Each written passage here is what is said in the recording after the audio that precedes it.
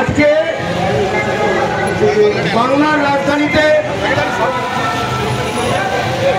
এই কল্যাণী তিলোত্তমার ধর্ষণ এবং হত্যার বিচার চাইতে, তার ধর্ষক এবং হত্যাকারীদের ফাঁসি চাইতে বাংলা পক্ষ এখানে অবস্থান করছে। বাংলার মাটিতে একজন বাঙালি ডাক্তার নারী তিলোত্তমা সে খুন হলো, ধর্ষিত হলো। কার দ্বারা? আমরা কার দ্বারা এই মুহূর্তে জানি না, কারণ তদন্ত শেষ হয়নি, চার্জশিট হয়নি, রায় হয়নি, ঠিক কথা। কিন্তু আমরা জানি একজন মাত্র গ্রেপ্তার হয়েছে। কে সে? খুন এবং ধর্ষণের দায়ে সে সঞ্জয় রায়। ইয়েস, সঞ্জয় রায় তার নাম। সঞ্জয় রায় নয়, বাঙালি নয়, তার মাতৃভাষা বাংলা নয়, তার পিতৃভাষা বাংলা নয়, তার ঠাকুরদার ভাষা বাংলা নয়, তার ঠাকুরদার বাপের ভাষা বাংলা নয়, তার ঠাকুরদার ভাষা বাংলা নয়, তার ঠাকুরদার ভাষাও বাংলা নয়। সে আমাদের বাঙালি ডাক্তার বোন তিলোত্তমার ধর্ষণ এবং খুনে এখনো পর্যন্ত গ্রেপ্তার হওয়া একমাত্র ব্যক্তি। সে আবার বাংলায় সিভিক হয়ে গেছিল, সে আবার বাংলায় হাসপাতালে দালালি করত, সে আবার বাংলায় অন্য তার দেশওয়ালি ভাইদের সিভিকে ঢোকানোর জন্য আবার টাকা পয়সা নিত। সাও নাকে তাকে একটা ঢোকাচ্ছে, তার ফ্যামিলিতে আরো সিভিক আছে। একটা বাঙালি ছেলেদের সিভিক হবার দরকার নেই। হ্যাঁ, বাঙালি ছেলেদের প্রচুর টাকা হয়ে গেছে, প্রচুর চাকরি হয়ে গেছে। হয়নি। বহিরাগতরা বাংলার মাটিতে বাঙালি ছেলে মেয়েদের যা ন্যায্য অধিকার, যে ন্যায্য চাকরি, সেগুলো পাবার জন্য যে দরকার তার, সেগুলো থেকে বেদখল হয়ে করে দেওয়া হয়েছে বাঙালিকে বলেই না। আমাদের দক্ষিণ 24 পরগনার বাসন্তী ভাই সাবির মল্লিক হরিয়ানায় যেতে হয়েছে। কে ঘর ছেড়ে হরিয়ানা যেতেছে? হ্যাঁ, কে ঘর ছেড়ে হরিয়ানা যেতেছে? একা গেছিল, ফ্যামিলি নিয়ে যায়নি। কি ফ্যামিলি নিয়ে যাবে হরিয়ানা? হরিয়ানায় প্রায় 10% মেয়েকে ভ্রূণ অবস্থায় জন্মের আগে মেরে ফেলা, ভ্রূণ অবস্থায় জন্মের আগে মেরে ফেলা হয়। মানসিকতাটা বুঝুন, ঠিক আছে? আমরা এখানে বড় হয়েছে খুন ধর্ষণের কথা বলছি, ওখানে জন্মাতে দেওয়া হয় না, মেয়ে হলে জন্মাতে দেওয়া হয় না। সেইখানে আমাদের বাঙালি পরিযায়ী শ্রমিক ভাই সে লাশ হয়ে ফিরল বাসন্তীতে। তার কদিন আগে উড়িষ্যায় বাঙালি ভাইদের, ব্যবসায়ীদের, ফেরিওয়ালাদের, পরিযায়ী শ্রমিকদের, বাঙালি পরিযায়ী শ্রমিকদের মেরে ধরে থ্রেট করে হাজারে হাজারে তাড়ানো হল।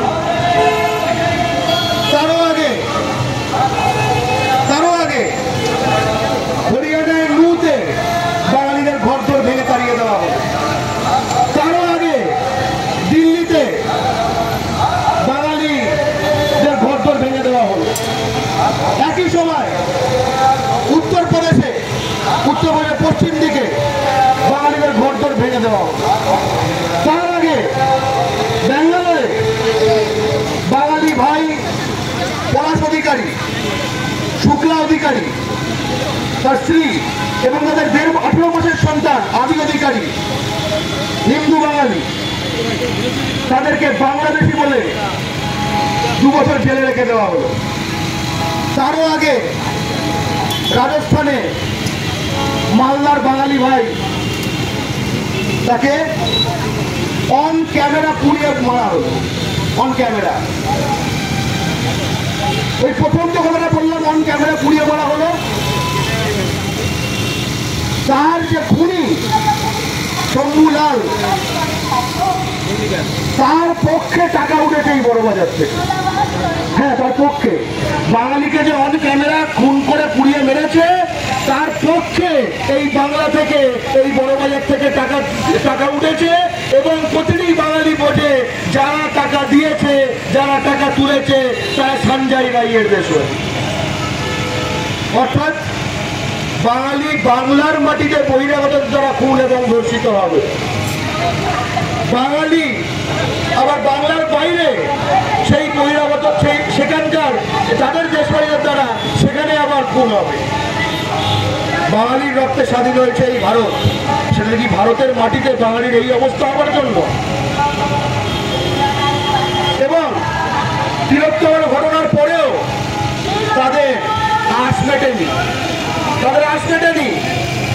হাওড়া স্টেট জেনারেল হাসপাতালে সিটি স্ক্যান রুমে মেডিকেল ল্যাব টেকনোলজিস্ট হিসেবে চাকরিও পেয়ে গেছে এই সঞ্জয় রায় বহিরাগতর দেশওয়ালি ভাই আমান রাজ, সেও বাঙালি। সে বাংলার একটি 13 বছরের শিশুকে শ্লীলতাহানি করেছে এবং তারপরে মুখ খুললে ইঞ্জেকশন দিয়ে দেবো বলে ভয় দেখিয়েছে। কোনো দল পৌঁছয়নি, বাংলা পক্ষ গেছিল। কেন কোনো দল পৌঁছয়নি? কারণ সঞ্জয় রায়কে সঞ্জয় রায় বানিয়ে বাঙালিকে গুলিয়ে দেওয়া গেছে, কিন্তু আমান রাজটাকে কিছুতেই ঠিক রান্না করা যায়নি, এটাকে বাঙালি বানানো যায়নি। আমান রাজটা এমন জিনিস, এটাকে কি করবে, তাই না?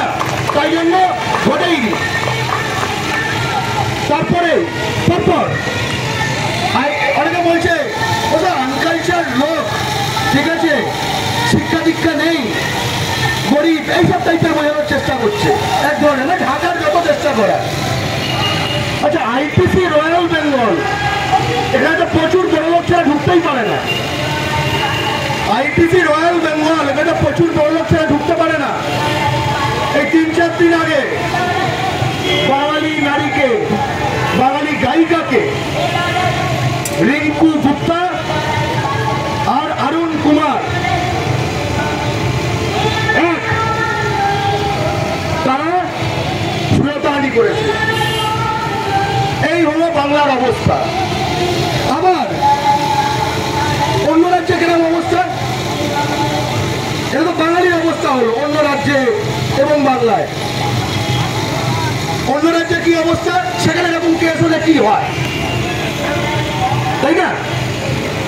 2018 সালে মোদিজির গুজরাটে আমরা কেউ আগে গুজরাটি না, আগে বাঙালি না, আগে বিহারি না, আগে তামিল না, কি আমরা আগে ভারতীয়, আগে হিন্দু, ইত্যাদি ইত্যাদি ইত্যাদি। সেই গুজরাটে 2018 সালে যখন একটি গুজরাটি নাবালিকাকে একজন বিহার থেকে আসা লোক ধর্ষণ করলো, 1 সপ্তাহের মধ্যে 50,000 ইউপি বিহারের লোককে ট্রেনে তুলে নিল, 1 সপ্তাহ। তখন কি আগে গুজরাটি, খুব স্পষ্ট। এবং তখন ডিজিপিকে বলা হয়েছিল এখানে এরকম, ওইটা কি দিলীপ গোয়েল, ওখানে কিন্তু দিলীপ গোয়েল ফোয়েল নেই, ওখানে গুজরাটি ডিজিপি, যেমন বিহারে বিহারি ডিজিপি, ঠিক আছে, ওখানে গোয়েল ফোয়েল নেই। সে বললো ওরা বেড়াতে যায়, পঞ্চগড়ের লোক ওরা বেড়াতে চলে যায়, তাই না? বাঙালি এখন ভেবে দেখুক, এখানে ট্যুরিজম সেক্টরটা সম্বন্ধে বাংলা একটু ভেবে দেখুক, বাংলাটা ভেবে দেখুক পশ্চিমবঙ্গের ট্যুরিজম সেক্টর নিয়ে, তাই না? পশ্চিমবঙ্গে তো ট্যুরিজম ইন্ডাস্ট্রি দরকার, তাই না? আসামে কদিন আগে একজন অসমীয়া নারীকে শ্লীলতাহানি করেছে একজন বহিরাগত, আসামের একজন বহিরাগত, হ্যাপেন্স টু বি রাজস্থানে, ঠিক আছে, বুঝতেই পারছে এখানে কাছাকাছি আছে। আমি দেখলাম ওখানে নিউজ চ্যানেলগুলো এখানে কি সঞ্জয় রায়কে সঞ্জয় রায় করে দিচ্ছে, আর ওখানে নিউজ চ্যানেলগুলোকে রিপোর্ট করছে অসমীয়াদের মানে হচ্ছে ভূমিপুত্র, ওইটা খিলঞ্জিয়া কন্যা এটা ব্যবহার করছে। আর কে ক্রিমিনাল সেক্ষেত্রে বলছে অমহনীয় বহিরাগত বলিয়া, এই টার্মটা ইউজ করছে মেইনস্ট্রিম চ্যানেল, কিন্তু বলে দিই নিউজ 18 নিউজ 18 মেইনস্ট্রিম চ্যানেল, মানে ওখানে কোন ভোটে বাধা রয়েছে এবং তার ফলাফলটা কি? এটা হয়েছে আসামের শিবসাগর শহরে। সেখানে একটা মঞ্চে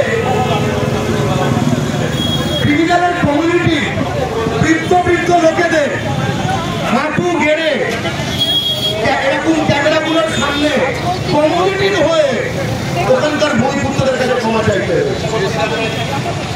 কমিউনিটি বিজেপি চিফ মিনিস্টার গোয়ার প্রমোদ সাওয়ান্ত স্টেটমেন্ট দিয়েছে যে গোয়াতে 90% ক্রাইম করে ইউপি বিহারের লোকেরা। গোয়ার কেউটাকে জাতি বিদ্বেষী বলেনি, গোয়ার লোকজন কি বলেছে ঠিক বলে। এটা ঠিক না ঠিক গোয়ার লোকজন বুঝতে গোয়ার চিফ মিনিস্টার বুঝবে।